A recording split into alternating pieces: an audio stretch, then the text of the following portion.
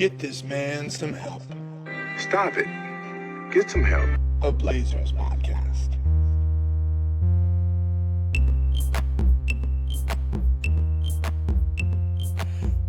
Welcome back to Get This Man Some Help. Sean, I have some exciting news for you. All right, what is it?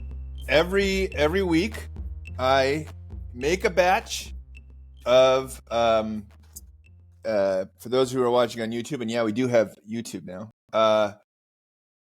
I make a batch of croutons. I was supposed to say you make a batch of empty Tupperware. Yeah, Okay. yeah, make a batch of croutons. And then I, eat it with my salad. Now, the only reason you eat salad is obviously for the croutons, 100%. right? But occasionally a miracle happens where you get to the end of the salad and you still have croutons left over. Yeah. And so you're left with the enviable task of eating croutons on their own, which is objectionable. It's just so good. It's You got to do something with them. Stuff. You can't let them go to waste. Exactly. And that's where I think we are with the Blazer season. This is how I'm going to tie it in together, okay? We have gotten through the anxiety of will we, won't we get into the playoffs. Okay. We're probably not getting into the playoffs. Probably Sorry, guys. Which means we can just enjoy these last 6 games for whatever they are. Yeah. Knowing that our lottery odds, perhaps we can get ahead of the Spurs, perhaps not. Who knows? But basically, it's just enjoy the ride. No more anxiety about if it's going to be the play-in. No more anxiety. Yeah, Jeremy Grant's not coming back. Anthony Simons is not coming back. Well, we're never going to see Robert Williams again until next Robert year. Williams. So it's just you sit back and you enjoy. Yeah, no, I agree. I think I was watching the game against Atlanta, and it's funny. I think for the past couple of years, we've been talking all about how much promise the Blazers backcourt was going to have. You had Shaedon Sharpe, and you have Ant, and you have Scoot, and how that's the future of the team. How's that going to work? But it turns out they very quietly assembled, I think, their starting front court. And I think that if you have Toumani and Deni and Donovan Clingan, that's your starting front court for as long as you can keep those 3 guys together. And the sort of questions now are like, what are we doing in the backcourt? This upcoming draft. Are we legitimately going to be looking for like someone at the 1 or the 2 to kind of add into the mix now? Because you have to assume Anthony's probably not coming back. But yeah, the front court, like the man, as we end the season, is Deni. He's the man, and are they going to help him?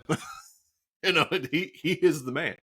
So yeah, I'm interested to see. Hopefully, Scoot will get back from that concussion, and we can get like some real run with the Scoot, Shaedon, Deni, Toumani, Donovan Clingan starting 5, and just see how it goes. For the next 7 games.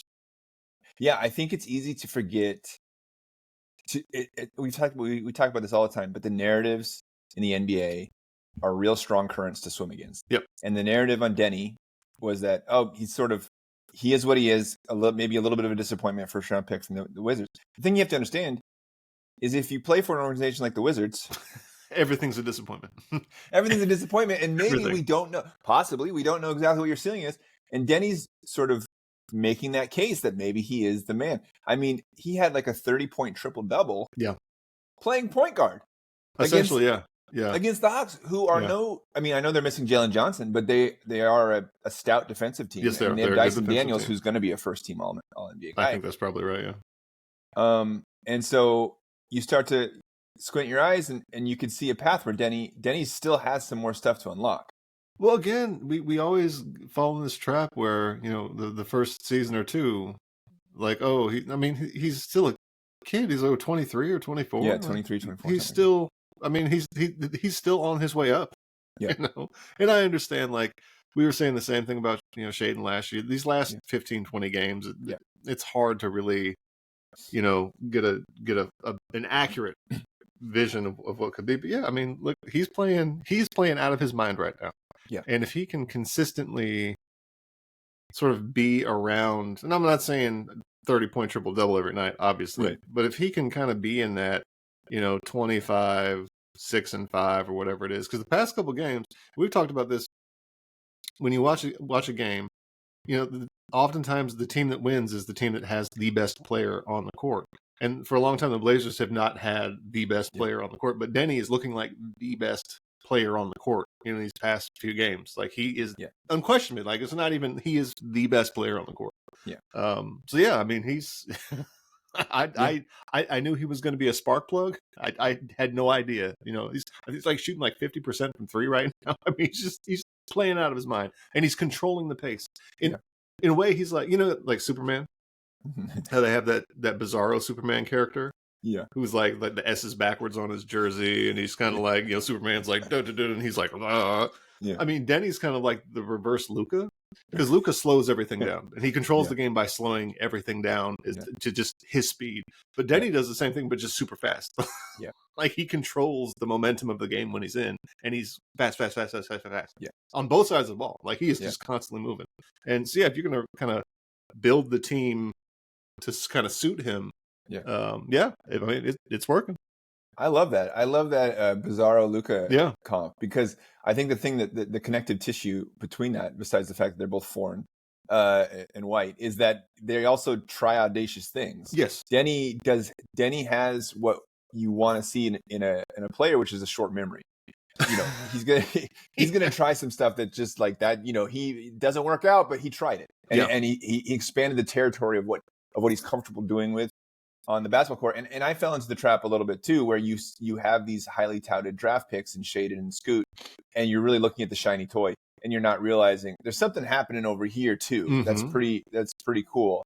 And Deni, I mean, I don't care what time of the season it is. I don't care who you're playing. A triple-double, I know it's just counting stats, but it's really hard to do. Ask Damian Lillard. Ask CJ McCollum. I mean, they have combined 2 triple-doubles in their careers. Yeah. And they are, you know, high caliber, you know, pros.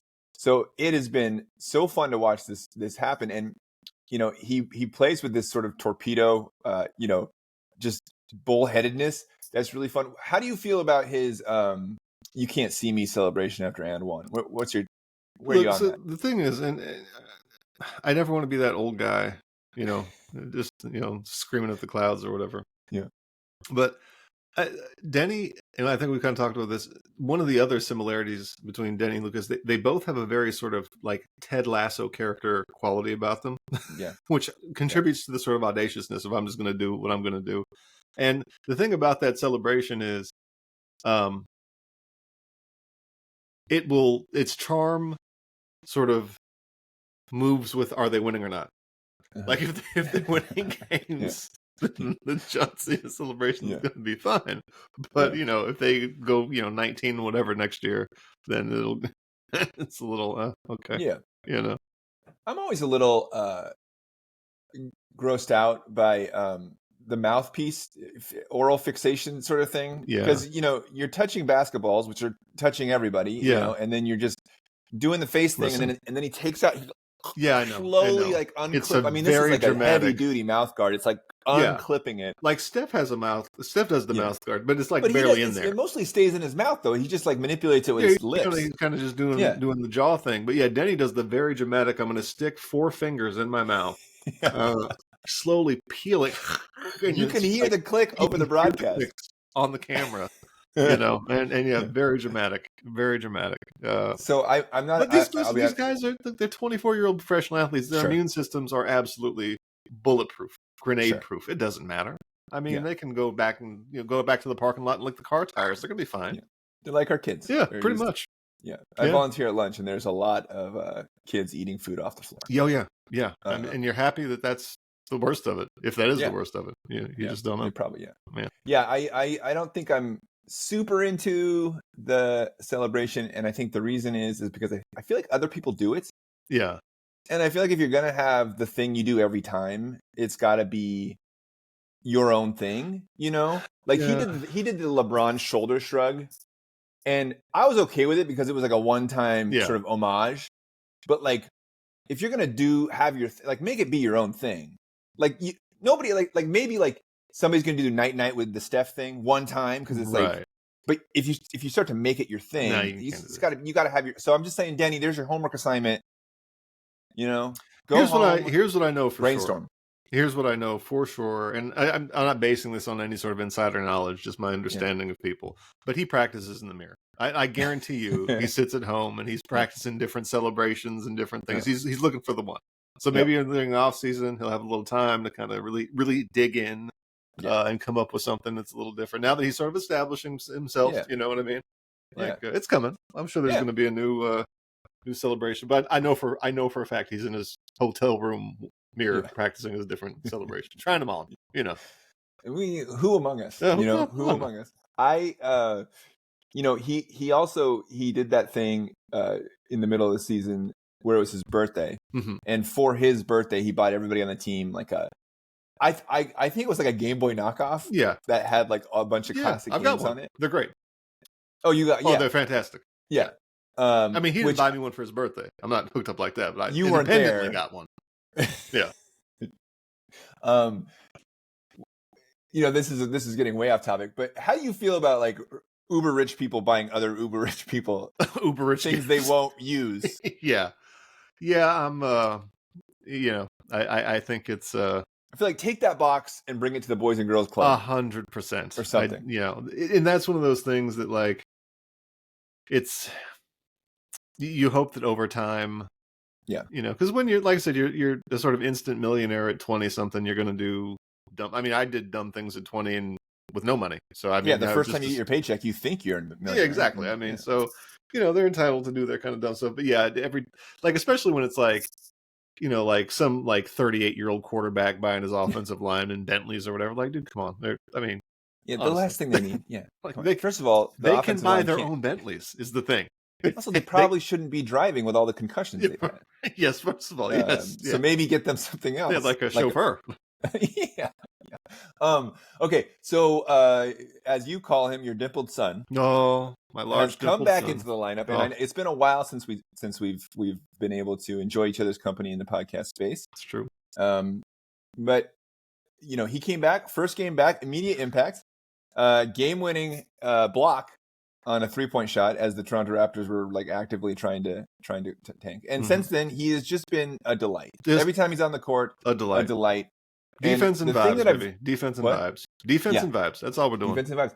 The thing I wanted to there's like there's a few players in the NBA where when they're moving, I'm convinced that they have some sort of bionic attachment to their, like him and Amin Thompson, and there's a few other people who move with such shark-like fluidity that it's almost like they are cheating in a way that I don't fully understand. Like, it's just like, how are you getting to the places you're getting?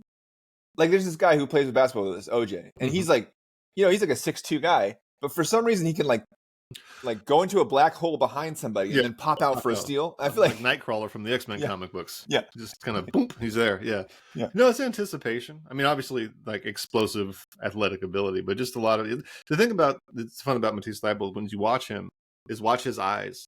He's like an owl, like a bird of prey. He's just constantly tracking, everything that's going on around him.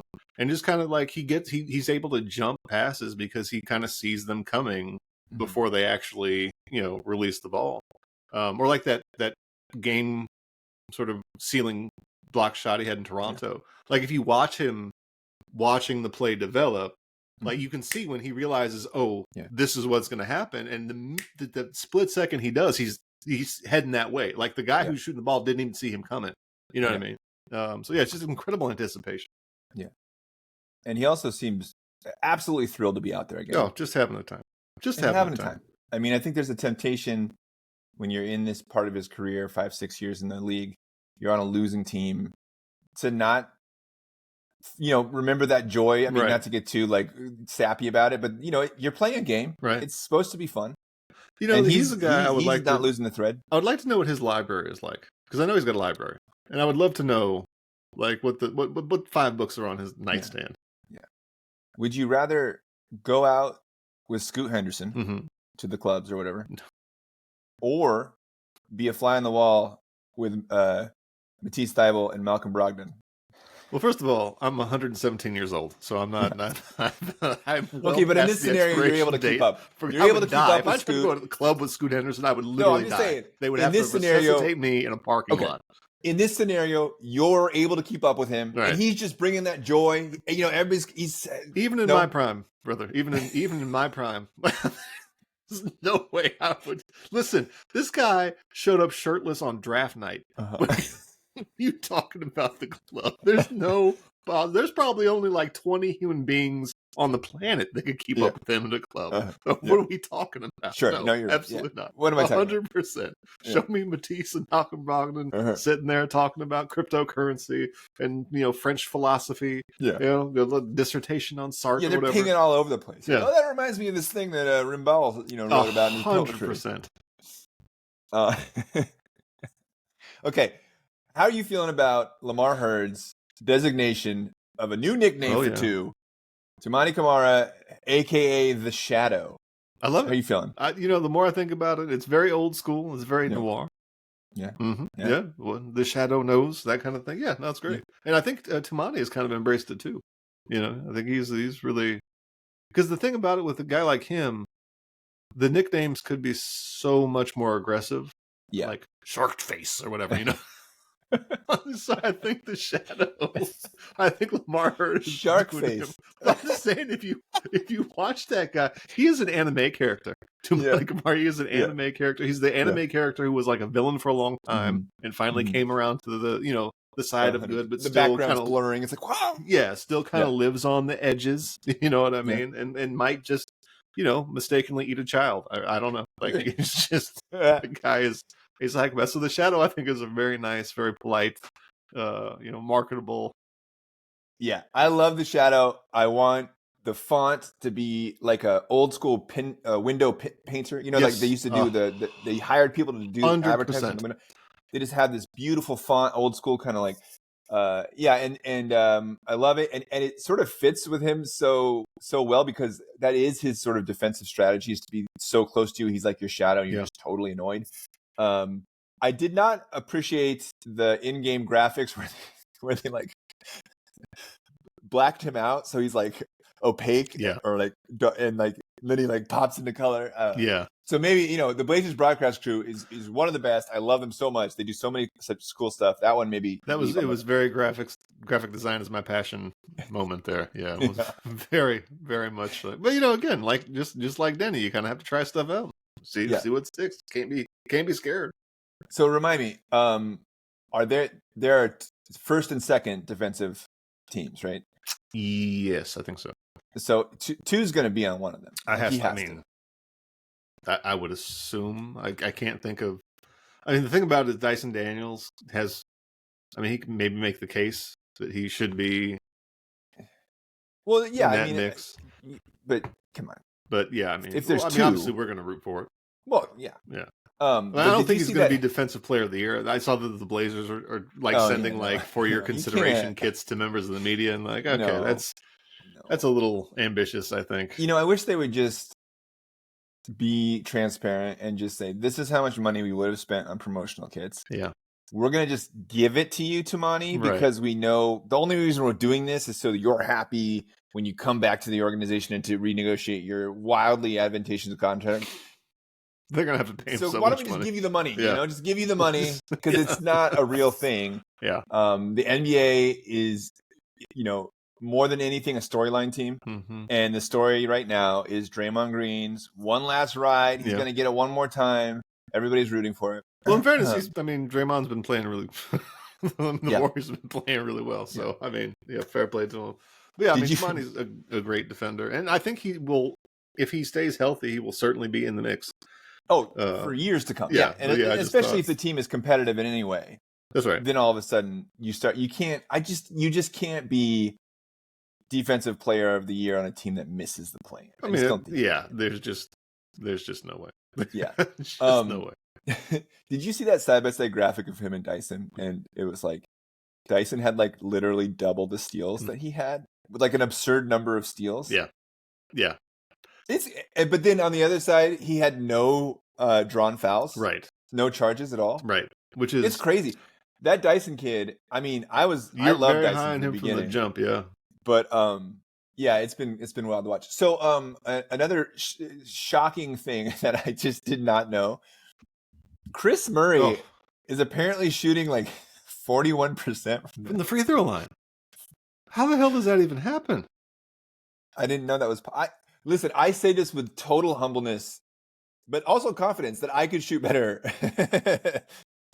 I mean, Yeah. from the free throw. I feel like either of us could. Oh, I could listen. We can go down to the park right now, and Yeah. I would put $100 bill that I could do 6 out of 10. Oh, 100%. $100. Yeah. Right now, let's go. No warm-ups needed. Yeah. 40% for an NBA. I mean, that's his only job is to. It's tough. It's one of those things that, like, because the thing about it is, like, when you watch him shoot the 3-pointer, like, his form looks fine. Yeah. You know, I mean, he's not like a lights out 3-point shooter or anything, but there's nothing. I mean, it's not like a Markelle Fultz situation where, like, his shoulder just doesn't move that way anymore. You know what I mean? Like, you get that with, like, big guys like Shaquille O'Neal and, you know, centers where their hands are so big that it's almost like shooting a tennis ball. You know what I mean? Like, those guys, you kind of, okay, that's fine. But yeah, I was like, it was one of those things. I heard it and it took me a couple seconds and I was like, wait, did he say 40? And I had to immediately Google it. Yeah. And I was like, oh. Yeah, I thought it was a joke. What? I thought it was like, I was like, is it April Fool's yet? Yeah, Like, this can't be how real. does that happen? Like, I would just love to know what, how, like, how was that? What? How is that possible? You know. Also, yeah, I guess that would be like a really mean April Fool's joke. Yeah, it would be. To be like, we told everybody on TV that you shoot 40%. And by all accounts, the Blazers actually do have a pretty good staff of shooting coaches. Yeah. Yeah, you know what I mean? Like, it's something they work on. And you look like a lot of those guys, since they've been on the Blazers, have improved their 3-point shot for sure. Yeah. And so I just wondered, like, how? It's got to be I mean, a at case that of the point, yips? it's got to be like yeah, exactly, probably. So I know that you're not you and I don't think are very big college basketball guys, but every year around March Madness, maybe you watch a little more than I do. You know, you start to watch these guys. Is there anybody in the tournament or that you've been seeing that you're like, hey, that's something? You know, we know about Cooper Flegg. For the most part, we know Con Knipple, those kind of guys. Is there anybody who you're like, you have an opinion on one way or the other? No, it's funny. I think that this year, everything I've seen, I haven't watched a ton of college basketball this year, but everything I've seen is, at least from my eyeballs, kind of in line with, you know, all the scouting reports. You know, there's nothing I saw like, oh, wow, man, they may have it wrong on this guy, just because I think there's a lot of really good players. Yeah. You know what I mean? Yeah. Like, I think 1 through 15, you're probably going to end up with a pretty good player, you know? Yeah. There's not, like, all the guys they say to watch, you're like, oh, yeah, no, he's pretty true. good. Yeah. Okay.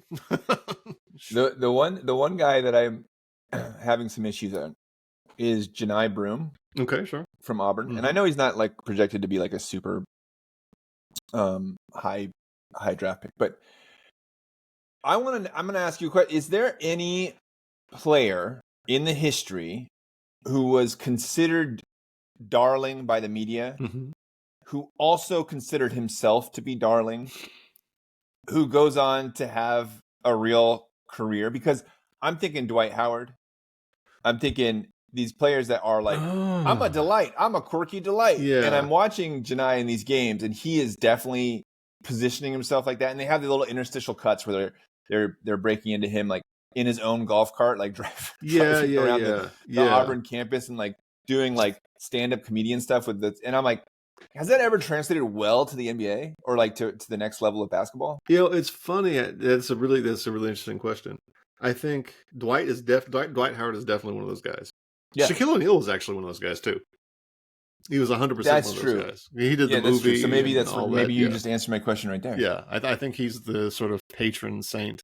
I mean, Allen Iverson was kind of not like a media darling, like the media hated him, but also like he was kind of like the culture for a while, and he knew it. Like he knew it from right out of the gate that he was going to be right. But I never got the impression that Allen Iverson was like, I'm going to walk out the door. Okay, I'm turning Allen Iverson on now.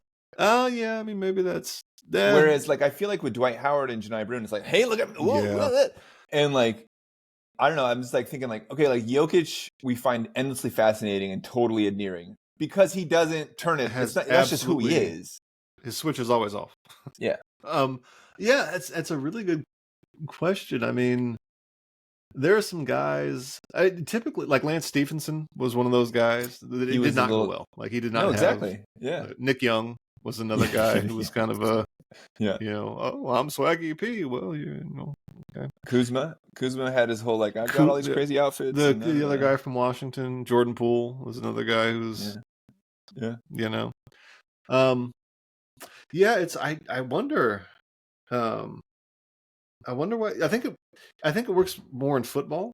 I think football players can be like the Marshawn Lynch thing, where you can kind of be like a character and also be like super good.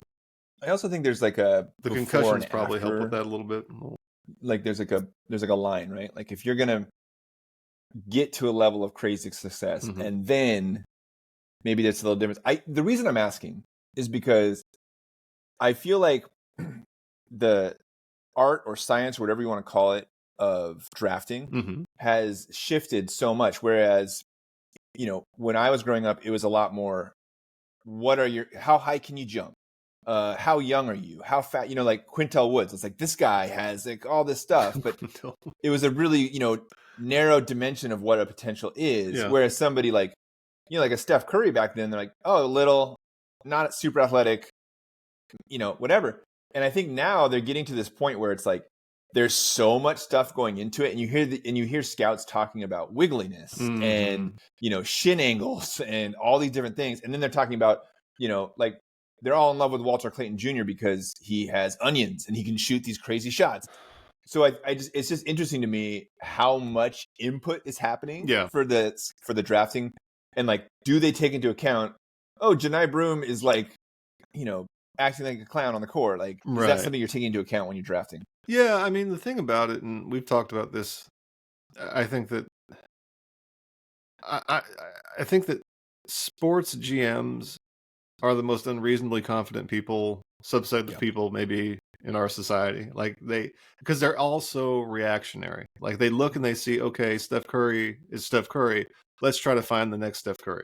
Let's find a guy who can shoot, from all these trick shot angles, or okay, so we know that the most dynamic offensive player in basketball right now is Kyrie Irving, and we've realized that one of the things that makes him so hard to stop is his ankles are basically double jointed. So let's create a term for like loose ankles, and we want guys with loose ankles to be like, it doesn't work like that. Yeah. But I do think that I think it's a double-edged sword. I think there are going to be some GMs who are going to see like, oh yeah, we really like that. Like Dylan Brooks. We wanted Dylan Brooks, a guy who's just an irritant and an asshole and blah blah blah blah. And there's some GMs who are going to be like, no, we want nothing to do with that. But I know for a fact that they are factoring those kind of things in now to sort of, and also like, we can't forget that the NBA is a business. Yeah. And if they can bring in a guy they think may sell a few extra jerseys and kind of be like a personality, a little extra TV time, you know what I mean? Like And just to be clear, I don't know anything about the guy from John Broome, and I think he's probably a great guy. I'm just like, when I saw it, I was like, oh man, it's giving these vibes of you're more interested in the marketing opportunities 100%. Outside of it. Well, a couple of guys who I think were like that and are like that, I guess. Patrick Beverley is a guy we consider to be definitely sort of like a media, like sort of media first. But the kid from San Antonio, the Jeremy Shohan, is very much like that, with all the different hair, and you know what I mean. Like he seems like the ninth best Instagram influencer in whatever genre you're looking at. Brutal. You know what I mean? Like brutal stuff. Yeah, like his Instagram reviews are actually reviewing the reviews that the better Instagram influencers leave. I mean, there's a space in the ecosystem for all of us, for everybody. Just the endless river of shit. I mean, could this have been a phone call? Yeah. Who knows? And can I just say that I think in the next collective bargaining agreement, the league, and I'm a pro-labor guy, even the millionaire laborers, I'm a pro-labor guy, but it would be okay if the league said, look, not everyone needs a fucking podcast. Yeah. And I say this on a podcast. That's, I understand the irony of that, but not every NBA player. I was watching clips from Duncan Robinson's podcast. Yeah. Duncan Robinson. Yeah. Listen, I'm gonna zag. Podcasting is fun. I mean, that's why I'm doing it. No, it's a fun thing to do. You know what else is fun? Playing NBA basketball. Okay, that's fun too. Yeah, I think where you work on that. Duncan Robinson. Yeah. What? Where, I mean, I guess you What? run into problems when you're like playoff P and you're like doing a podcast, and then they're pulling up like advanced analytics stats that every time you podcast the next day you play a terrible game. Like Yes, we you're need the more of that. GM and you're looking at that, you're like, We okay, need really? more of that. Adam Really? Silver, keep pumping out that fake research. We need more of that because I'm tired. There's some guys who should have podcasts. Yeah. Jeff Teague is great. I think the Kevin Garnett podcast is, Everybody has a podcast. Sure. The only one that I don't want, and I am heartbroken to say this, and I've said this on the show before, is CJ McCollum because he eats while he's podcasting. Speaking of Duncan Robinson's podcast, they were talking about Denny, about how Denny is. You were listening to Duncan Robinson's podcast. The Duncan Robinson. After you've complained about Duncan Robinson's podcast, what was your speed? Were you listening to a 1.5? No. I use regular speed. I do it regular speed as a way of sort of punishing myself. If I'm going to be stupid enough to hit the play button, then I gotta do it in the way it was. Is that intended. actually a Duncan Robinson podcast T-shirt that you're wearing? It might be. It might be. Yeah. The secret is Duncan Robinson talks at 0.75 speed, just Really? naturally. So yeah, he's not the most entertaining. That surprises me. I would have thought him as a slow talker. Yeah. Well, that's what I'm saying. He's at like 3/4 speed, just normally. Oh, Yeah, 3/4. Yeah. So you do need to speed it up. You do. You should. Yeah. I guess thankfully Tyler Hero still doesn't have a podcast because he's a guy who I would like him and Chetavius. I mean, Chet Holmgren's podcast would be your beef with Chet is what? It's so good. Look, the "What a Girl Wants" commercial. They're saying, I mean, come on, what are we doing? And I understand this is very much old man yelling at clouds, but yeah. Well, John Stockton would never. Yeah, well, John Stockton would do a lot of things. John Stockton would do a lot, including mask during a pandemic. I'm actually very glad that he does not have a podcast. Okay, well, I think we've exhausted our topics. And who's the NBA player you wish had a podcast? Oh, if you could choose a guy playing right now. Do you have one? Well, of course I do. Yeah. Okay, what is it? Nikola Jokic, easy. Well, I mean, just I ranting about how much he hates his it. job for an hour and horse racing. He's not going to say anything. It's going to be like a 5-minute podcast. He's going to be like, I helped Pony today and I practice. I bet when that guy retires and they do his Hall of Fame speech, all you're going to hear about is how hilarious he was. Yeah. On the bus. Probably. Yeah. He was a great player, but man, he made me laugh so much. Well, but I also feel like that's the thing you say about people who aren't, like people say that all the time. What you didn't know is that he was actually, and it's like, was he? You know who didn't get that? Michael Jordan. Every single play, he was just as big of an asshole as you thought he was. Okay, you know what? This is, yeah. Actually, if Michael Jordan had a podcast where he was just like being really honest, like all the best stuff from The Last Dance, but he was just like, all right. And it was just Michael Jordan being like, let me tell you what's really happening, what really happened with Stacey Augmon. Oh my God. Let me tell you, like every episode is just him undressing one player after the next. It would be so petty. I mean, it would be great. It would be awesome. You wouldn't miss an episode. You would hear all about that guy's wife and how his kids hate him, and he would just, oh my God, just Michael Jordan kills an NBA player. That's do you listen to any of the Blazers official podcasts? No. Well, I do. I mean, sometimes I should do. I don't. Yeah. I can't. I feel like the thing about what I look for in a good podcast is somebody who's, there's like a fine line between like being honest and just being like mean or petty or whatever. Mm-hmm. And if it's whatever. Anyway, I listen to podcasts at 1.5 speed, and it seems fine in my ears. But if Tiffany or my wife ever puts on the speaker and it picks it up, it sounds like I'm a psychopath. It's like Do you or someone you know have podcast brain? Yeah. The inability to live life at a regular 1.0 speed. All right, Sean, we got 6 games left. Okay. I think. Let me just double check that. Hold on. What do you think over those next, 6 games? I'll give you the opponents, okay? Okay. We have the Raptors today. Okay. And then we go, let's see. We go Raptors, Chicago, San Antonio, Utah, Golden State, and Los Angeles. Oh. So what do we go? Are we going to finish? What's the record there?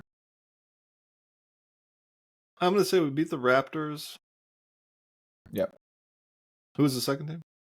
Chicago, then San Antonio, Utah, Golden State, Los Angeles. I'm gonna say 3-3. 3-3. Yeah, I think there's no I think we chance got 2 and we're not going to beat LA or the Warriors. we're not beating LA or Warriors. I honestly feel like Toronto is playing pretty well, and they're gonna they're kind of locked into where they are. Yeah, and Chicago obviously is gonna beat us. So yeah, I don't know. I think 2 and 4. Yeah, 2 and 4. I think that it doesn't matter. Then that's the good news. I mean, I don't think it's going to matter one way or another. I think we're going to get that low end lottery pick. If memory serves, if we get this lottery pick, we get to keep it. If we went to the play-in game, we'd have to give it to Chicago. But I think it's 1 through 15 protected, maybe. Okay. So yeah, we'll be able to. My favorite thing in the world: play the draft game, play the scouting game. That's my favorite. We love it. All right. Until next time. Thanks to Puma Distortion for the music. Maybe we'll be back. Maybe we won't. We don't know. We're just never know. Yes, so. Yeah. I mean, maybe next time it'll Get be this man some help. Stop Maybe it. on Duncan Robinson's Get some That'd be help. great. A Blazers podcast.